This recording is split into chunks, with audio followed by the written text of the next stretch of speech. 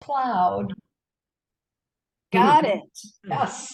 Okay. So I am delighted to introduce someone I think most of you already know, Linda Locke.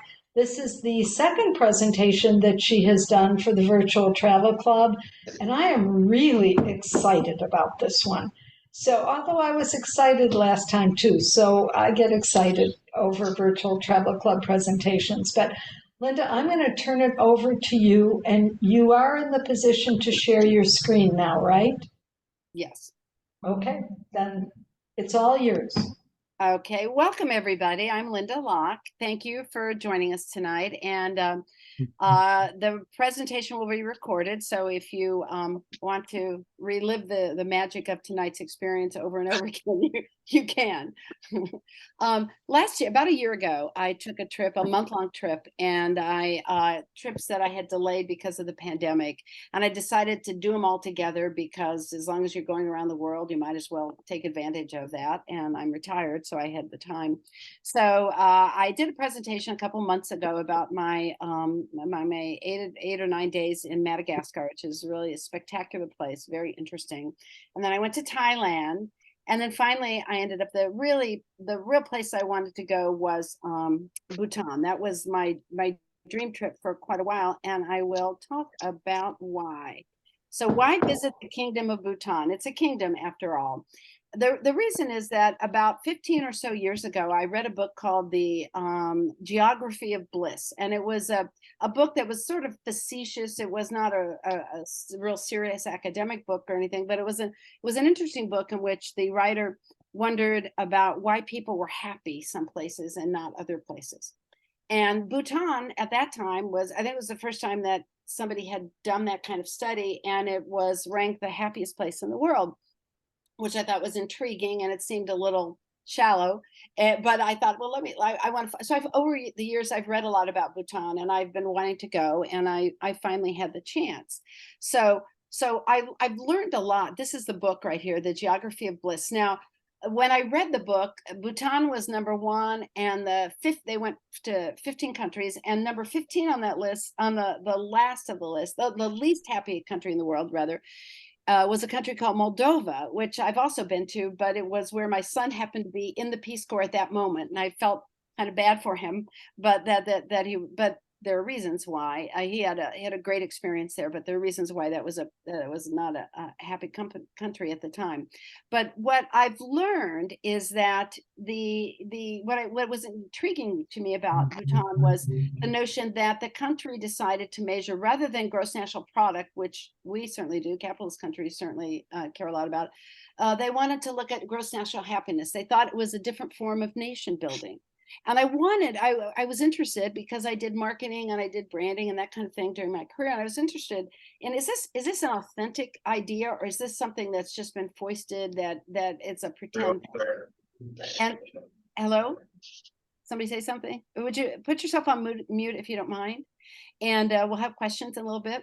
But so I wanted to see what that looked like, and I wanted to explore whether it seemed real to me, and and is there something we could learn about why people are happier in some countries than others? What comprises that?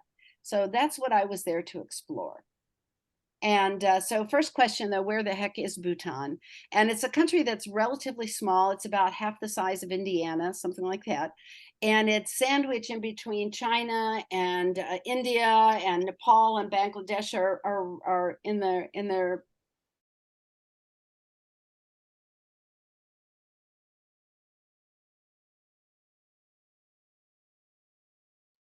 I'm sorry. Can you hear me again? Somehow, I don't know what happened. Somehow I got Not muted. yet. Okay, so the question, so where is Bhutan? Most people wonder. Get asked that frequently. So it's this tiny little country, about half the size of Indiana, and it sits sandwiched in between China and India, and it straddles the Himalayas. So it's a very mountainous country. You see Nepal and Bangladesh. Actually, we stopped in Bangladesh on the way to the capital, a city that you may never have heard of called Thimphu.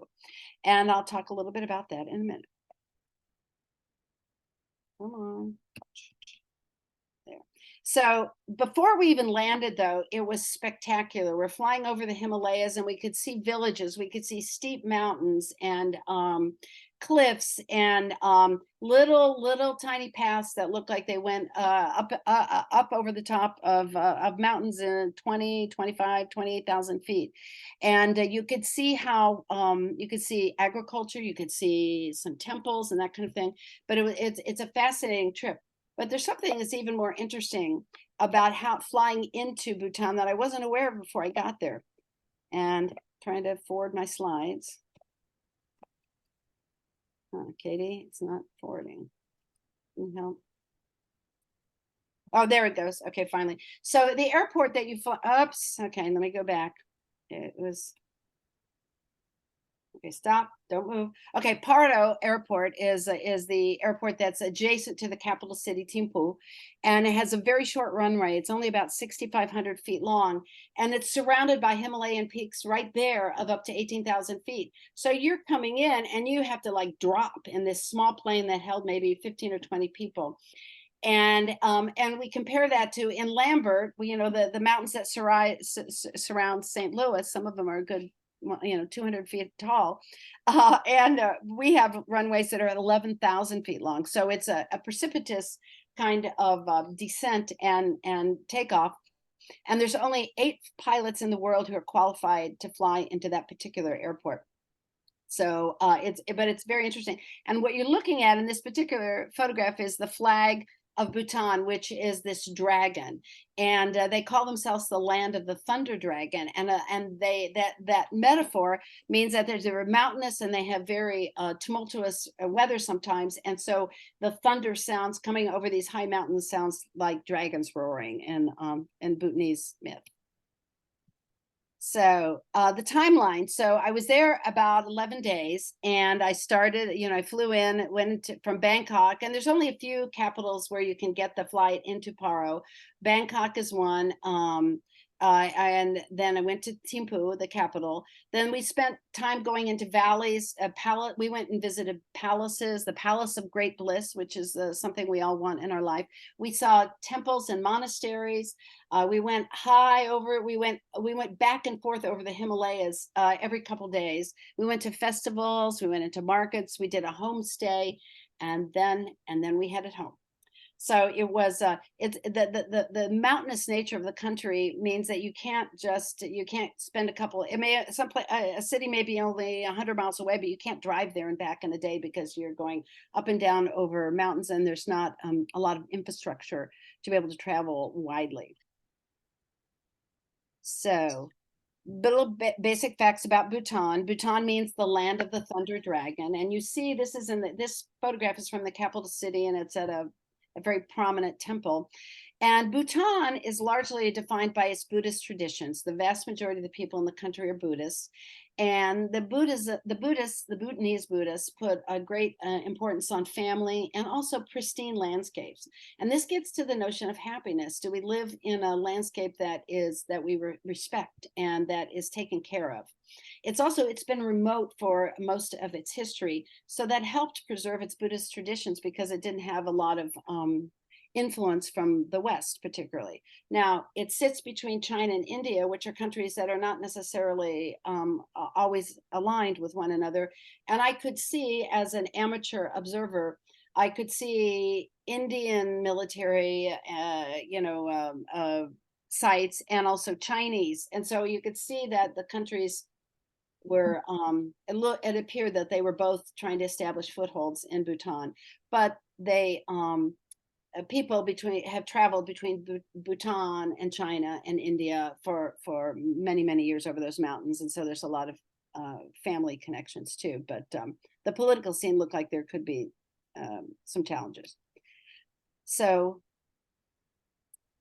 democracy is really important in Bhutan. Their first general election was 2008, and the previous king abdicated so the country could change. Partly, and at least my understanding is that they look forward and they say the monarchy cannot continue to support a modern country, a country that wants to take its place in the rest of the world. And I don't know a lot about that, but I know that they went and I mean, for a king to abdicate for the benefit, what he saw as the benefit of his country, was a pretty impressive kind of historical move. And the people voted for a constitutional democracy, and his son became the king. And 71% of the eligible voters cast their ballots. Now imagine, I've been in elections in other countries, and for a country as mountainous and as difficult to traverse from one city to the next, as difficult as it is, that is an overwhelming kind of voter turnout, and it says a lot about the determination of the Bhutanese people to embrace democracy. And there were international observers there who said the elections appeared to be free and fair, which was a great observation to share with the world and with a new country. So it is landlocked, as you see. It's half the size of Indiana. The population is only about 780,000, so fewer than we have in the city of St. Louis. Most of the population is pretty young. Average age is 29, median age is 22. Life expectancy is 73 average, and you see women 78 and men 70. So that is it's a different, it's an impoverished country in many ways, but it's a different, it's there's smaller numbers of people who are impoverished. It's an agricultural country. People raise their own food. So it's interesting, but the youth of the country is, I think, something that is startling to those of us here in the US, but it's an interesting experiment in democracy. It's different than ours. So what else to know about Bhutan? There's some interesting and odd facts, like they don't really care about the date of your birth, but on January 1st, everybody has a birthday and they age to the next age. So it's which is just sort of odd for us to think about birthdays and how we all have our own special day. When everybody has their birthday on the same day, it's probably no longer so special, but it's just about getting a year older. Now, it's also the last country in the world to introduce TV. There was a ban on TV and the internet that was lifted in 1999.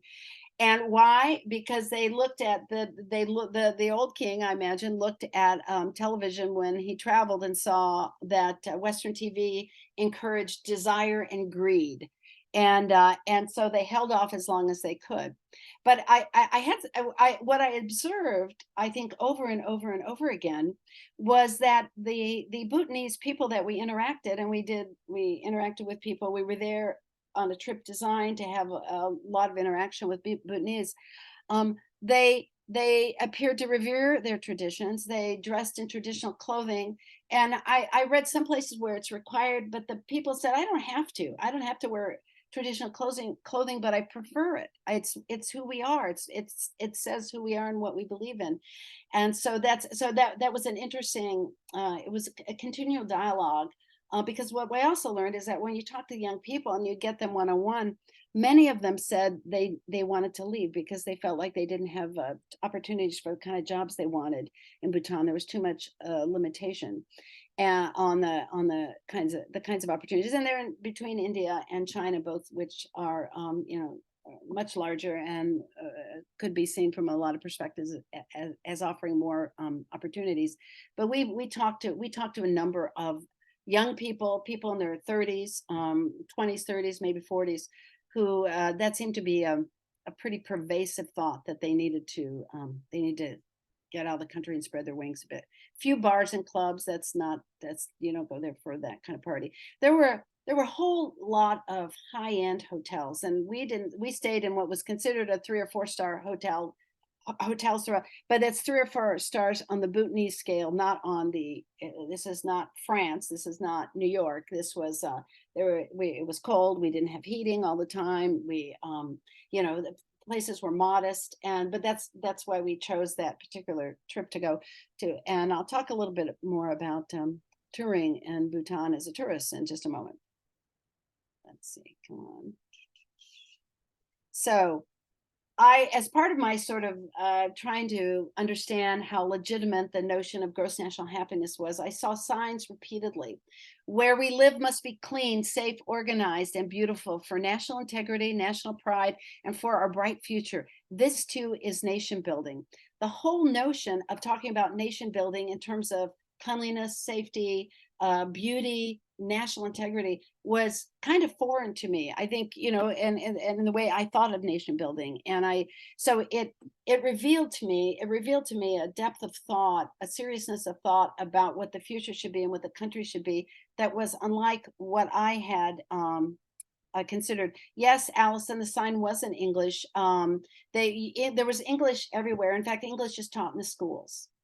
So it was easy to meet people who spoke English. And when we did a homestay, there was a woman who was probably in her 40s or so.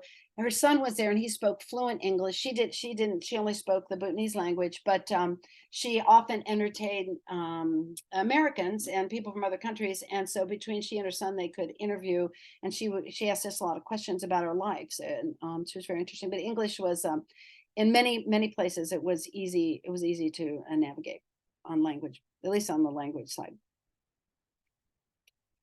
So Bhutan was closed to tourism for a long time, and I suspect a lot of that is from the Buddhist reservations about letting the West in. So in the 70s, though, the government decided it needed to raise revenue to be able to support it, and I think that is part of the king's decision to abdicate.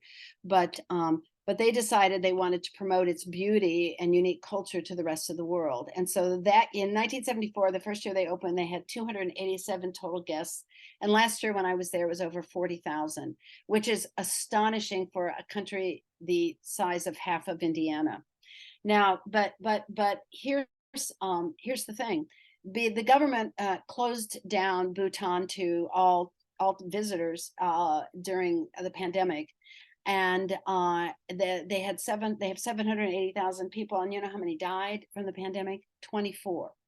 They took the need to lock down very, very seriously. In fact, when I was there just a year ago, many people continued to wear masks and were observe distance and that kind of thing. But so now, starting in 2023, the government now has a tourist fee of $250 a day. And that's including a $75 or $65 fee for sustainable development. And when you come as a tourist, you can't, it's really difficult. You're discouraged to come independently. They want you as part of an organized group. But partly it's they want us to pay for the kinds of updates they have to make to accommodate us, which seems fair. But why would they have a special sustainable development fee? Let's find out. Bhutan is the first country in the world to place a specific constitutional obligation on its people to protect the environment. That's, I think, what happens when you write a constitution in the 21st century or the 22nd century. It's among its requirements, at least 60% of the nation must remain under forest cover at all times. So I think from the tourist perspective, the government is worried about this influx of hundreds of thousands of tourists of damaging its pristine environment, and so they want to protect it. And I'm going to talk a little bit about some of the measures that I read about or I saw that they were taking that seemed very impressive to me. So it's the only country in the world that is carbon negative. Now, maybe you could say maybe it's easier because they hadn't been westernized, so they weren't dependent on power sources and that kind of thing. And there's some truth to that, but we'll keep exploring that. It generates about 1.1 million tons of CO2, but the forests sequester far more. So it exports a lot of the renewable energy it generates from fast flowing rivers that go straight to India and driving it into carbon negativity, which is a pretty spectacular achievement for any country, I think. They're expected to import enough electricity to offset 17 millions of CO2 annually. And they banned plastic bags. Now that is just astonishing to us. In 2023, there is a country that has successfully banned plastic bags everywhere. And it doesn't seem to bother them. Everything works just fine. But there's more.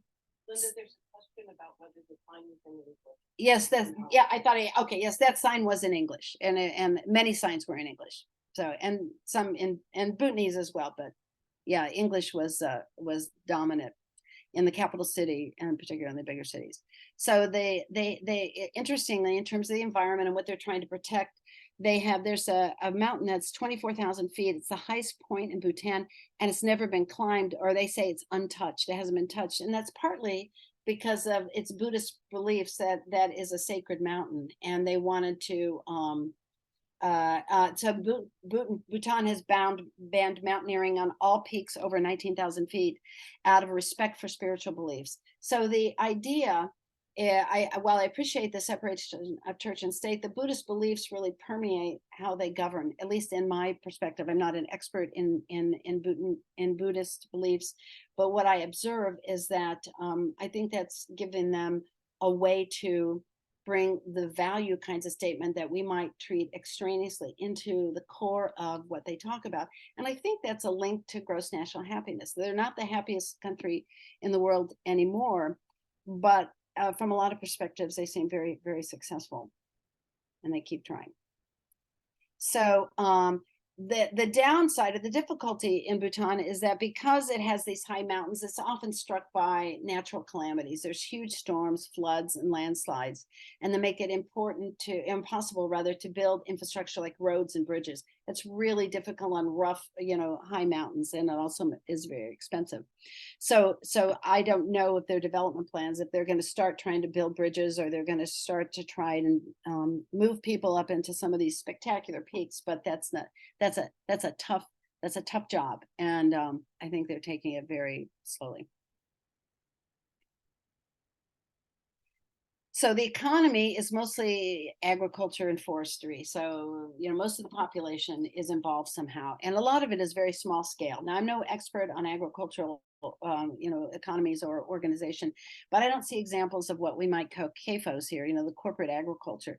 It appeared to us that most of it was tended to be small scale agriculture. I mean, for example, they eat rice in all three meals, right? Rice is the staple of everyday life, and so there's lots of rice and some of the other crops that you see, but you see, rice, of course, lends itself to being terraced on high mountains, on steep mountainsides, but agriculture is everywhere, and so we spend a lot of time in small towns, and they're beautiful. And Ann Ross asked, did we have trouble sleeping at altitude? So I think the highest we may have slept was maybe 13,000 feet, something like that. And we were at 10,000 feet. We were at the 10 to 13,000 feet quite a bit. I didn't have trouble sleeping, but a lot of us got coughs. And that altitude, I got vertigo at that altitude, which impacted the kind of hiking that I could do. But it was so there were some impacts, I think, to that altitude. Excuse me, but on the other hand, the beauty was just astonishing, and I would love to go back. Keep going. So what to know about Bhutanese agriculture. So here you see some wheat being threshed, and this is old-fashioned kind of threshing, right, by hand. You don't see a lot of big machines, sort of plows and tractors and all that kind of stuff. And actually, if you look in this group, the people on the right three of them are actually people from our trip who were invited by these people in to help learn how to thresh the wheat. And I felt like I was looking at a scene from, well, let's start with Thomas Hart Benton painting maybe, but way before that too.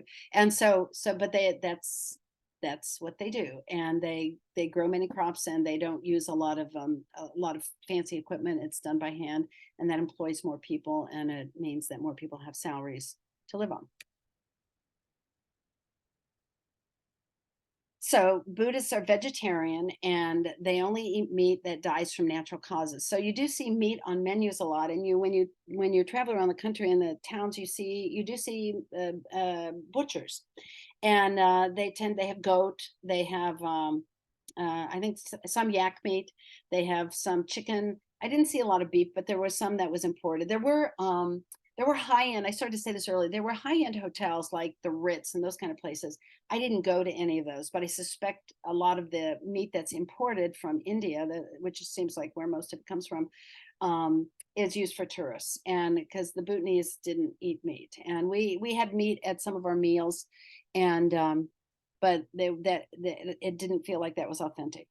But if a yak dies, if a a cow dies or a chicken dies, then of natural causes, then you can respect your Buddhist beliefs and eat that. So they actually don't allow killing of any animals at all.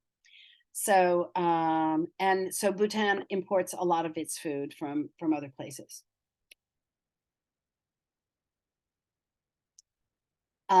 These are just some pretty scenes. I don't have much more to say. It's just the difference between the high peaks, snow-covered peaks, and the valleys with the rice terraces and the other things were just it was continually breathtaking. And people welcomed us to come into their fields. They would sit down and offer us tea while watch them thresh or to help them thresh wheat, and then they would lace the tea with a little bit of booze, which we thought was pretty funny.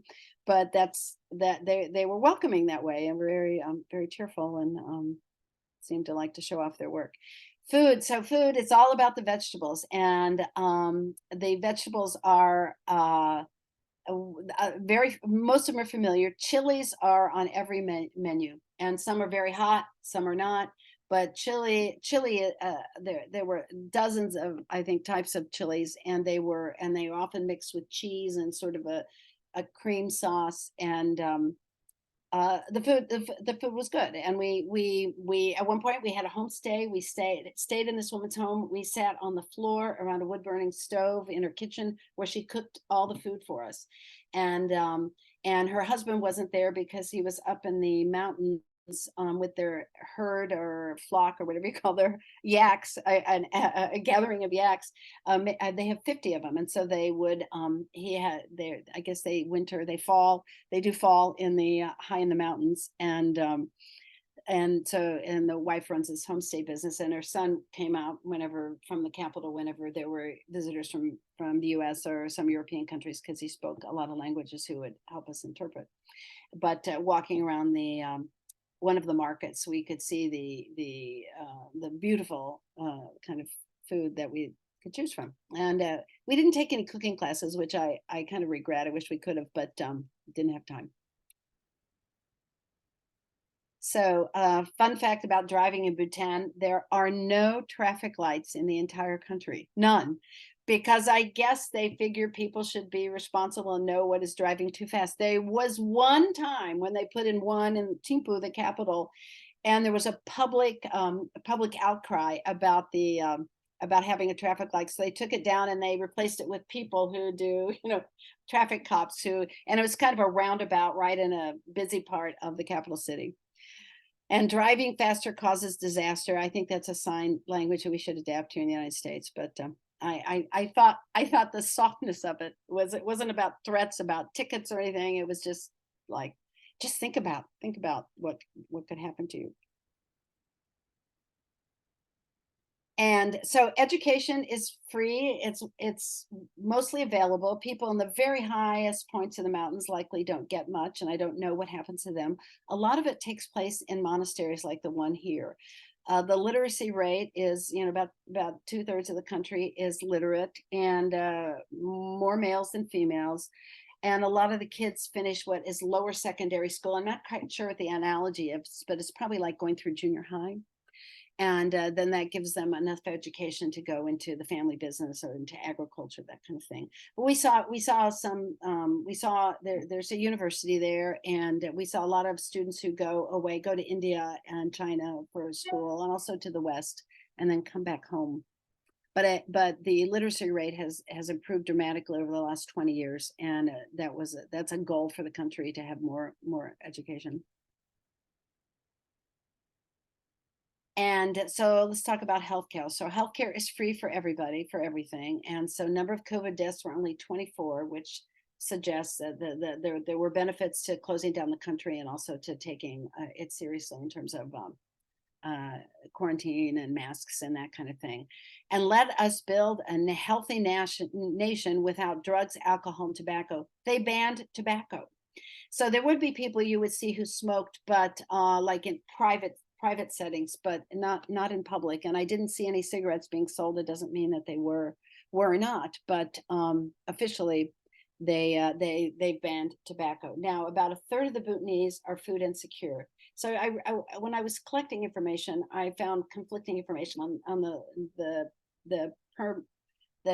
degree to which there is food insecurity. But what I saw collectively, that the notion that it's centered in the high remote villages where they're harder to get to, and when they're impacted by terrible storms, or they're in remote locations, the difficulties that presents, food is harder to get to. And about 12% of the population is considered poor by most standards.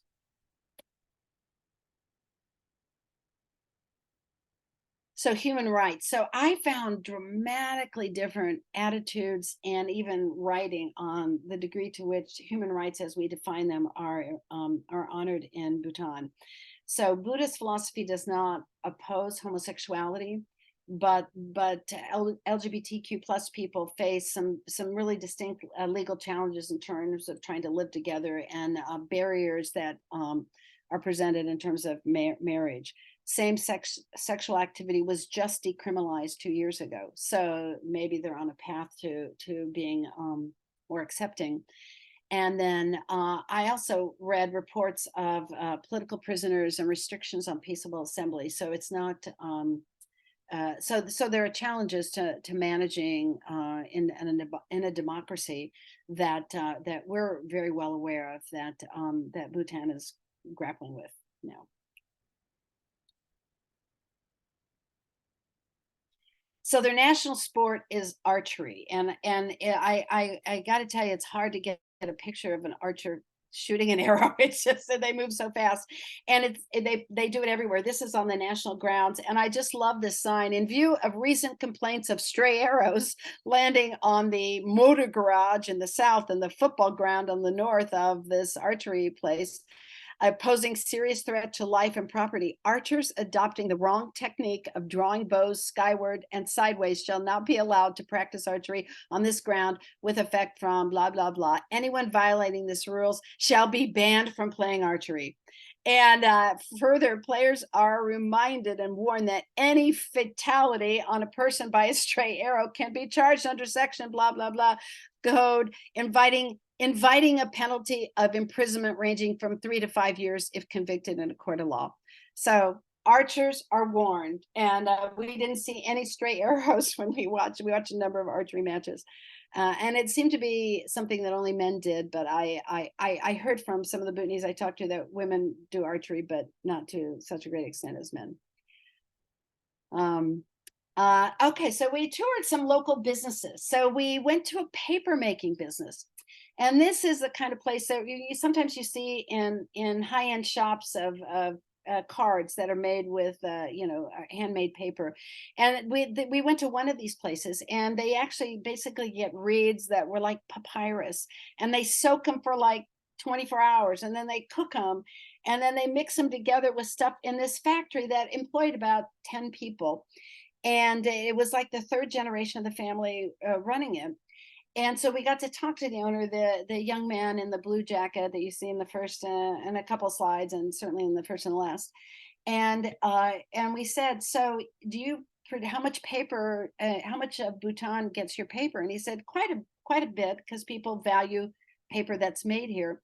And I said, have you ever been tempted to automate the production of paper so that there's more access to paper in Bhutan? He said, never.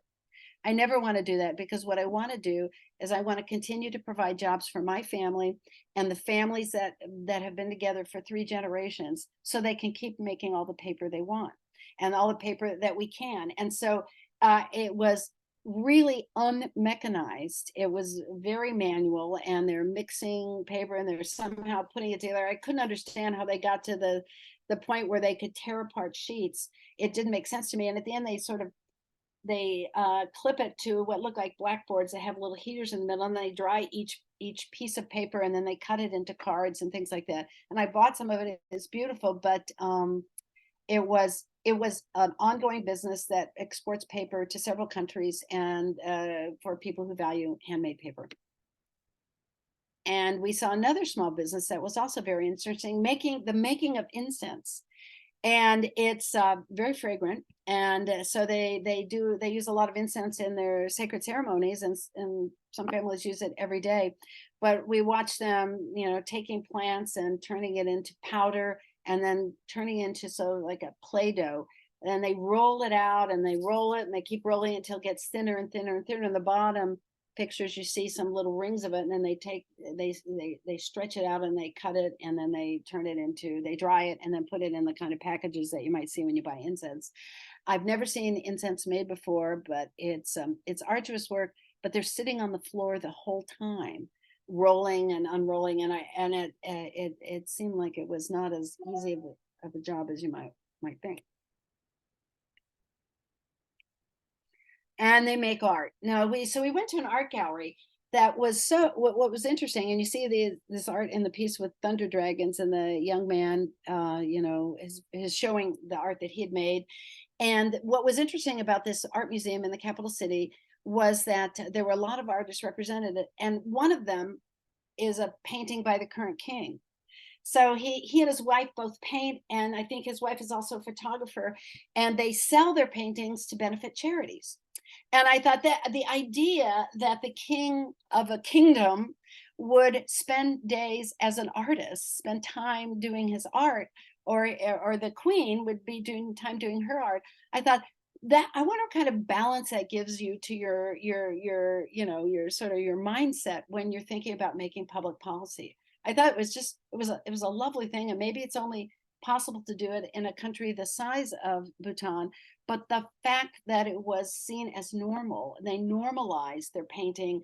It wasn't something that people way up, way away from you did. It was in this city that's not very big, that people would see the royals wandering around.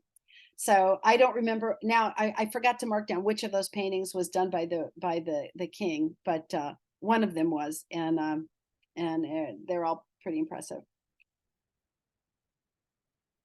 And one of the places where you go to see art is in temples. And we visited a lot of temples, and the inside of the temples were painted beautifully with all these scenes that are very familiar to Buddhists. These are the Buddhist stories, the metaphors, the stories that talk about what kind of life we want to live. And the first one, where you see the big elephant, and on top of an elephant is oh gosh, let's see, there's a bird, there's a rabbit, and there's maybe a squirrel. And that becomes an important story. And I think I have that on the next slide. So it's called The Four Harmonious Friends, and it has a lot of different versions depending on which Buddhist sect is telling it. But they stand on each other's shoulders, and one of the stories, they are there's a problem in the land where they're living, and they're not finding food, and the elephant says, I'm the strongest one, I should go solve the problem. And then there's a monkey, it's a monkey, he said, no, I'm the one who's the most limber, I can climb up, and I should solve the problem. And then the rabbit says, I help fertilize. And finally the bird, the smallest of all, says, I'm the one who I'm the one who drops the seeds that get planted that turn into our food. I'm the one who should be making decisions. And so it's talking about the importance of everyone and in a decision, and how to work together, and to get beyond your size, your age, your intelligence, or whatever, and to say we need to work together to get to our goal, which in this case was to have food.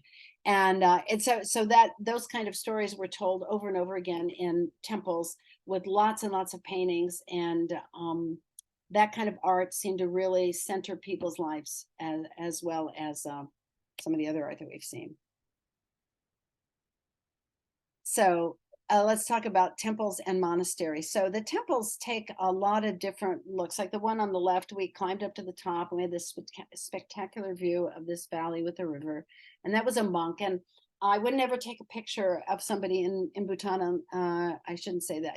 I generally didn't take pictures of people in Bhutan if unless I asked them for permission, and this monk let me do that.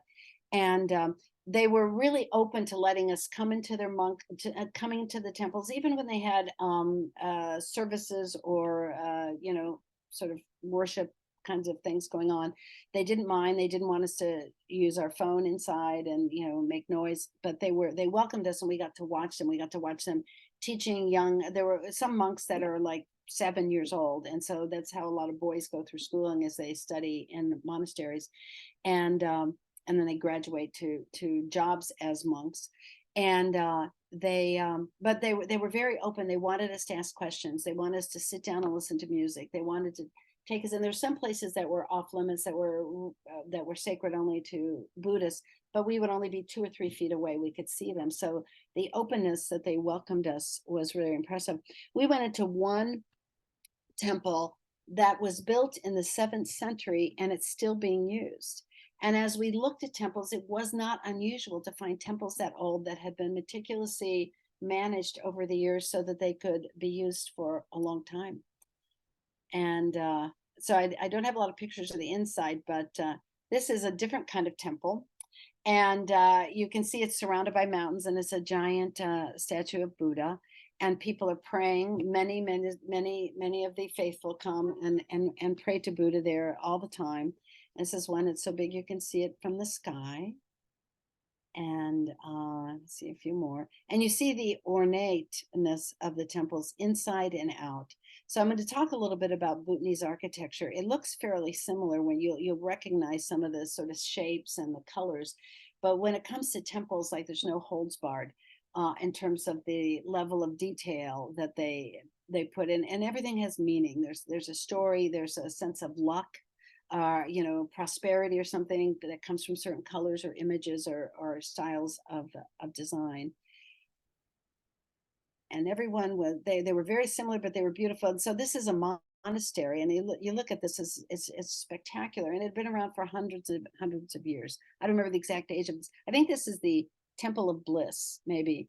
And you don't see anybody, so you can't tell if they're really blissful or not. But it was a beautiful place, to tour, and obviously had a lot of visitors there all the time. And we saw those in every community. And you see then the houses, they have similar architecture. And this is what I understand is this is based on the Tibetan Buddhist kind of style. So the styles look very, very similar, and they protect that style of architecture as being unique to their country. So there's a uniformity in design. It's not completely identical, but you might see a version of this house that's painted yellow or has different kind of images painted on it, or different kind of roofs and that kind of thing.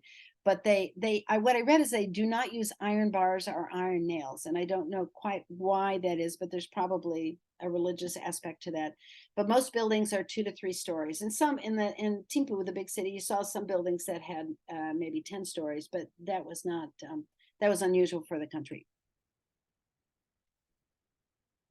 And so here you see, you can see how the colors and the structure of the temple markings are not so dissimilar from the actual commercial buildings, right? They look similar. They look like they belong to a family. I'm not an architect, so I don't have a good vocabulary there, but I could see the linkage that they were trying to make a statement about the unanimity of their belief in the country, and in terms of what was important.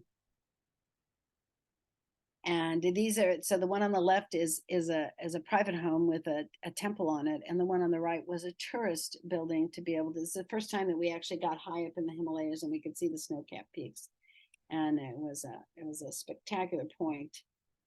Okay, and so then we did a homestay, and these are 2 pictures from the homestay, and this is the one on the left is a doorway into it, and with chilies that were drying there, and maybe they stood for good luck or something.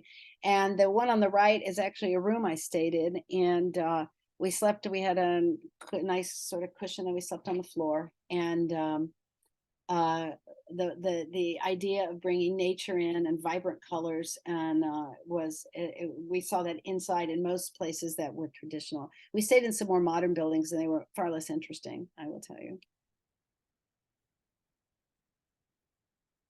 But on the left, this is during our homestay. This is what the actual courtyard looked like for the homestay that we did. So this is a typical farmer's kind of home. Now the building where we stayed was 2 stories solid, and it was and had been expanded specifically to house homestay people from other countries.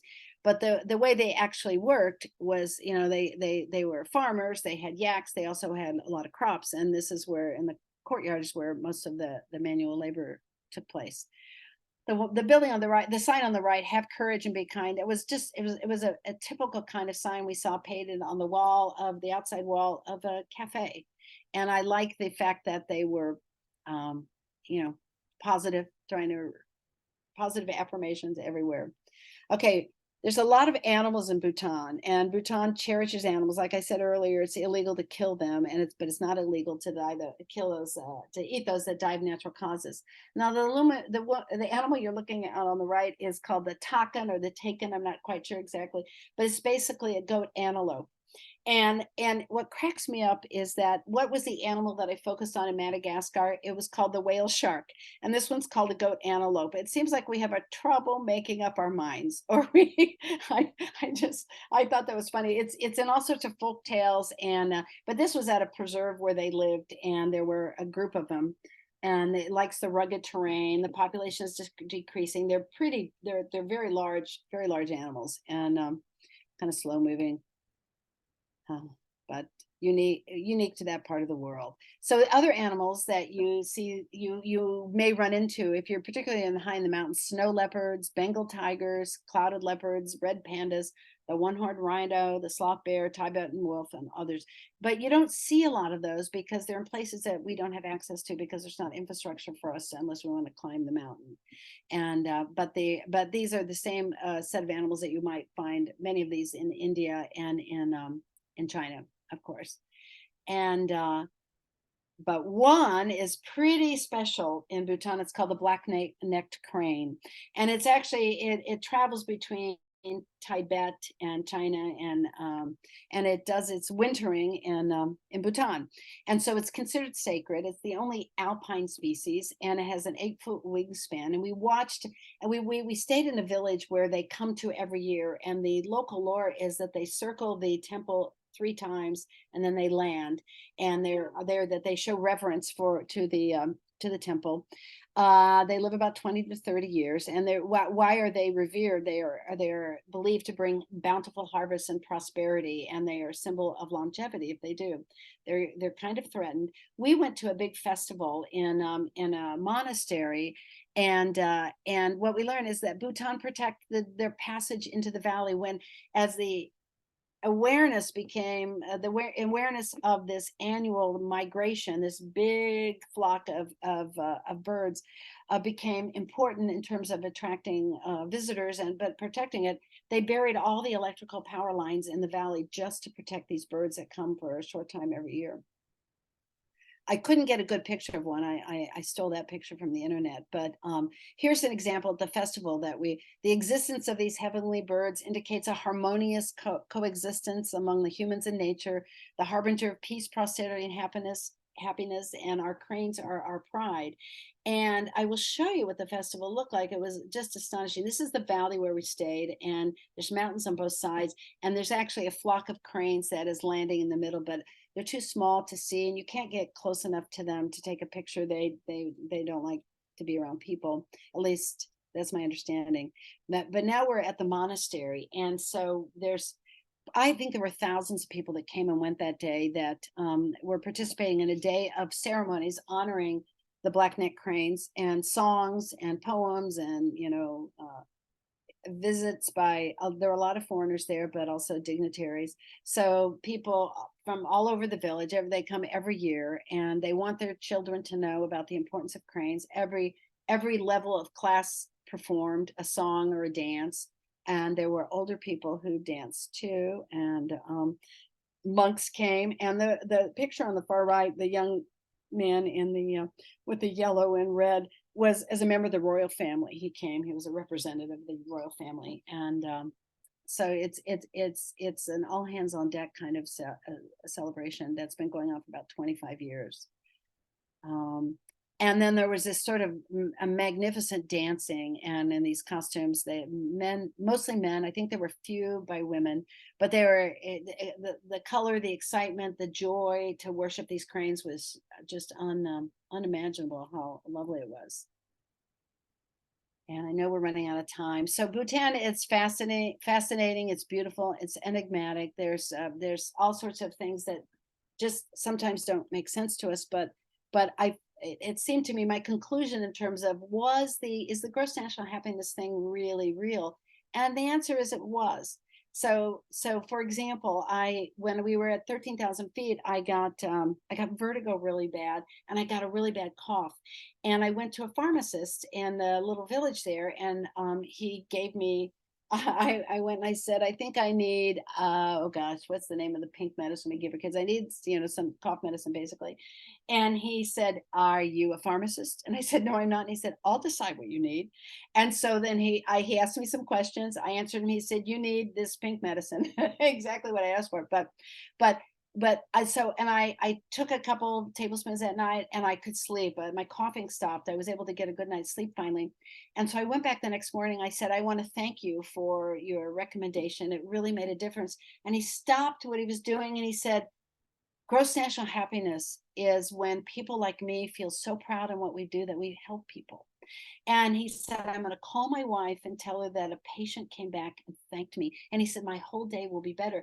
This didn't seem forced. It seemed really genuine.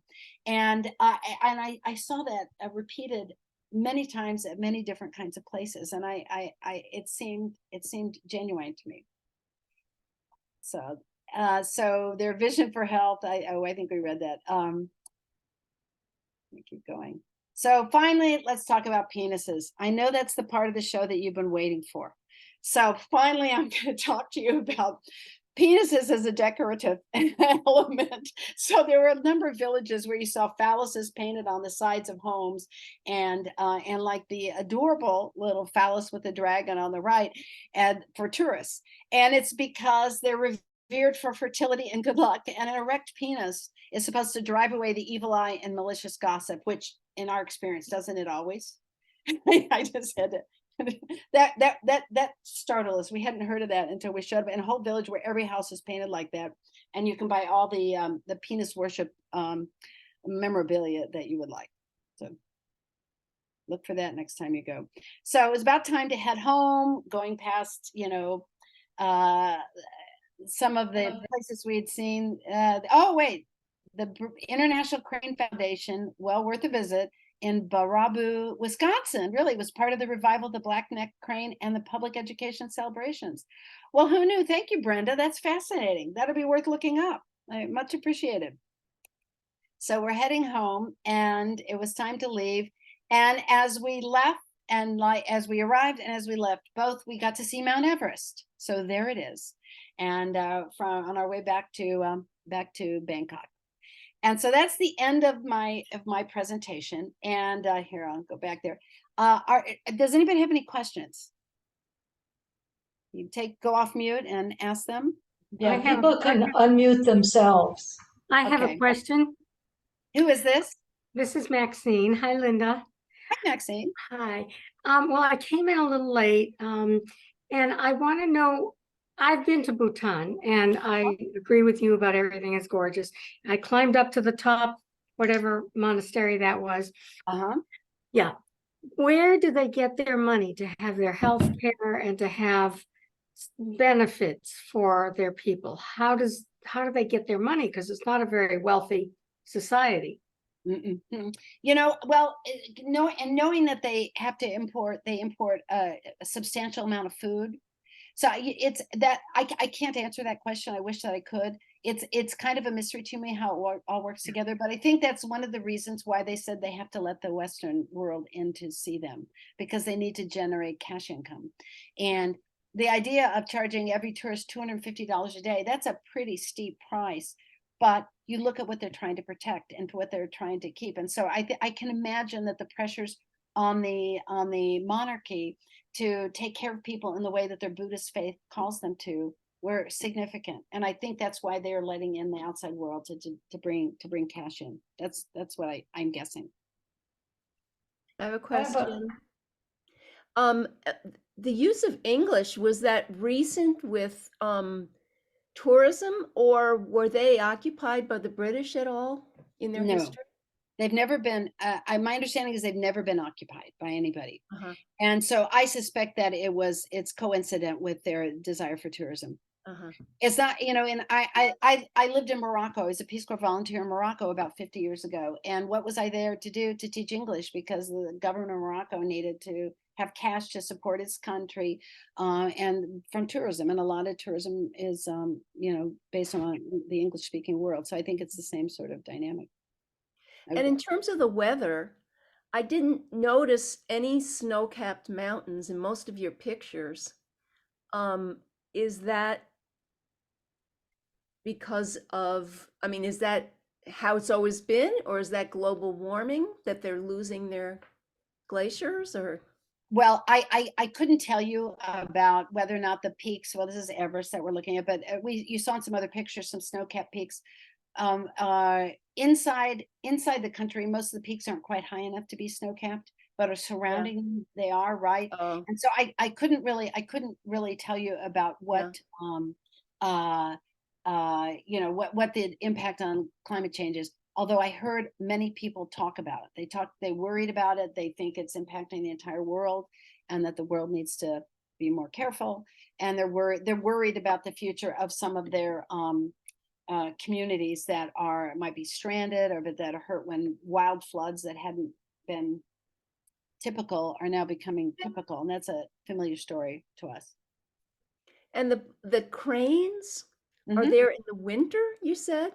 So they come in like November, and they stay for a while in that valley. It's called the Ha Valley. And then they go back to, I think, the Tibetan Plateau, and then they go somewhere else. So they have a couple of places. There's a pretty predictable path that they fly. That's my understanding. I didn't fly along with them. It seems like it would be pretty cold for a bird like that. It's it's known as the only alpine bird. So it Yeah. must have a jacket somewhere. So maybe that's it. Maybe that's one of the options. So thanks for this wonderful presentation.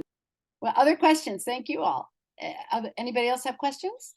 So Oh, Linda, Yes. Hi, hi, Chuck. that is a spectacular, enchanting country.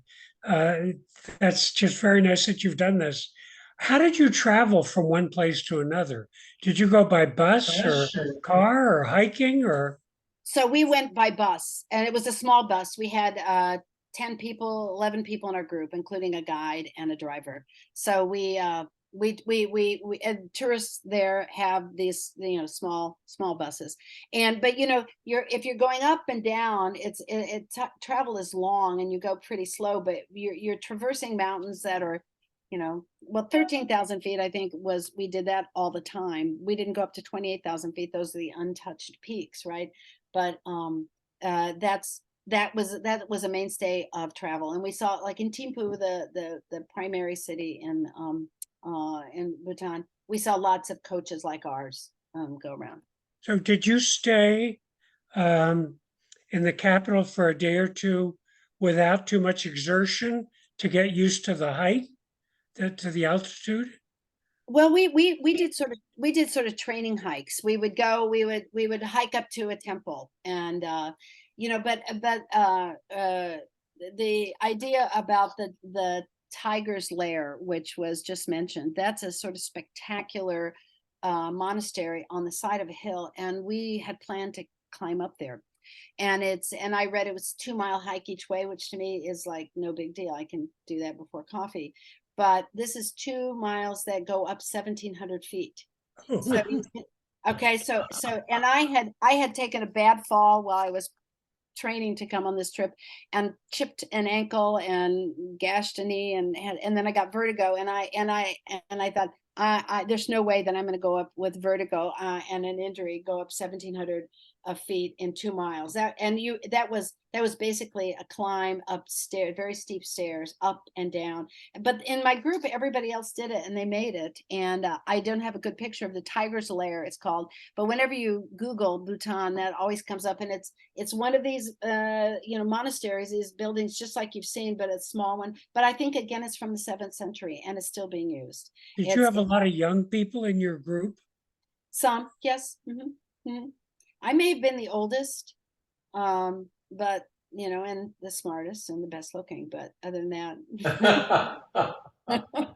No, so there were several people. There were several people in their 20s and 30s, but the most of us were in our 50s and 60s or 70s. So What was the tour group? it's through an organization called Atlas Obscura, and Mm-hmm. you may be familiar with them. You might see them online or on Facebook or Yep. something. They're an organization kind of focuses on the interesting, small, sort of out of way places around the world, and they Uh-huh. started doing tours. And so so their tours are focused on connecting us with unusual things that you might find, like the incense factory or the paper making factory, as opposed to spending time on the big obvious stuff. So we got a sort of a low key kind of trip, and we had a couple guides who were native. One of them wanted to come study abroad, and I think actually she's found a way to study in Canada because she couldn't get the education she wanted locally and the opportunities. So we got to have a lot of long, deep conversations with a couple of Bhutanese all day, every day. More questions? Yeah, I have a question. You mentioned that medical care is free, and you talked about going to the pharmacy. Is there medical care similar to Western medicine? Like, do people get hip replacements or I how? suspect so, but I didn't experience that firsthand. But I went to a pharmacy who had Western drugs, amoxicillin, I think was what I was asking her for, something like that, Yeah, and that's pink. yeah, so they knew what it was. So it wasn't, you saw familiar sort of over the counter drugs and that kind of thing. So as a non-clinician, what I saw was it looked pretty similar. Now I've heard of other people who've been to Bhutan who've had some serious injuries, and they found specialists and doctors to take care of them. And, so I assume it's a version of what we do here, except that it seems open to all. And I assume you have no way of knowing where their medical folks are trained.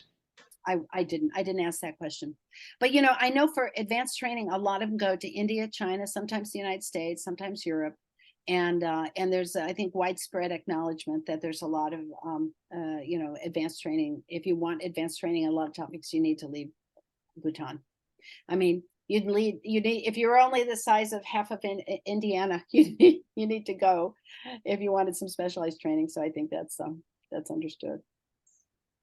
Are there any other questions from anybody? Yeah, I'd like to mention that I have met people from Bhutan at the International Institute. Uh-huh. There was a time before the pandemic when several of us would take food down there and have lunch with various refugees there. And I was asking some of them about why they were there and what was the issue. And there seemed to be some kind of a conflict between them and people from Nepal that somehow, and I just didn't know enough that I could really relate to what they were telling me. Mm-hmm. But somehow, in fact, some of the people got listed as being from Nepal as well as Bhutan. And I've also seen, at the festival, the Festival of Nations, there's usually a Bhutanese food booth down there. Thank you. I'll have to remember that. Thanks for letting me know. I couldn't describe. I don't have any knowledge about. I know there's conflicts. I know there's ongoing conflicts with some in some of the areas on the perimeters on the borders of other countries, and they didn't. What little I knew seemed like that was not unusual. I mean, just that people fight over land or changes and that kind of thing. But I couldn't tell you anything about conflicts between Nepal. But for some reason, those people decided to come here and as refugees. Well, also, and like I did mention that when I was looking for information about human rights, I did see references, political prisoners, things like that. There are people who feel like they can't protest or they can't say what they want to publicly. And so I couldn't find definitive descriptions of how bad the problem is. Is it something, is it central? Does it reveal a side of Bhutan that's completely undermining the gross national happiness idea? I don't have evidence of that. I found references, but I didn't find anything that seemed to me really authoritative. So I can't really, I don't have much else. I don't know anything else other than what I've just shared. But I keep following this country. I think it's a really interesting place, and it's spectacularly beautiful. And people are lovely. And the idea that if you want gross national happiness, and you all know that you do, and people are that they are presented that in school and at work and all sorts of places, it permeates the way you think, and I think it shows up in the way you act. And I think that's there's something about the Buddhist culture that I think does help to drive to happiness, to maybe satisfaction, maybe cooperation, and that may make your life better. So that's what impressed me. Other questions?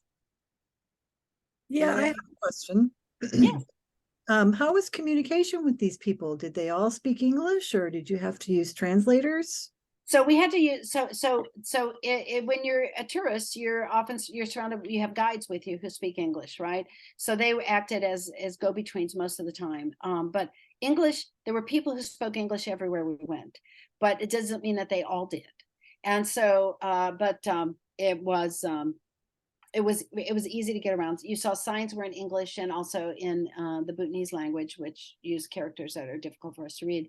But I didn't see signs in French and Spanish. I saw English and Bhutanese by and large.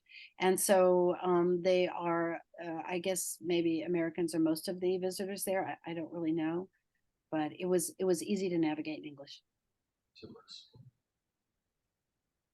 Any other questions? So I wonder if they learned their English from television or movies, or whether they learned it from their neighbors to the south in India. I mean, did they have American accents, English accents, Indian accents? More like Indian accents, I think, if I have to, but they teach it at schools. So I guess it depends on who's teaching them. So it's taught in almost, I think most students study English. That's a thing that the country has decided. So, but you're right. There's with Indian merchants coming into Bhutan all the time to sell meat and other things. We saw a lot of evidence of Indian merchants. That's probably, it could start. It could be coming from that. It's possible. Okay. So I want to thank Linda for an outstanding presentation with magnificent slides. They're just beautiful. And I thank you. It's clear you put a lot of work into preparation, and it showed. I also want to announce that our next gathering is November 17th, when Maxine will be talking about Bali. So all the information is put on the weekly emails and the monthly newsletter. But in addition, I send out reminder emails. And if you're not on my list and would like to be, just let me know. I could give you my email, but it's in the directory, so you can easily find it. And if you're not familiar with the Ethical Society, but you know Linda, she can tell you my email address. So thank you all for coming. Special thanks again to Linda, and we'll see you all around. And thank you, Carol and John, for putting it together, making it happen. I appreciate it. Thank you. Okay. Take care, everybody. Bye-bye. Bye. Bye. Thank you. Stop. Bye. Thank you. Bye-bye. Bye.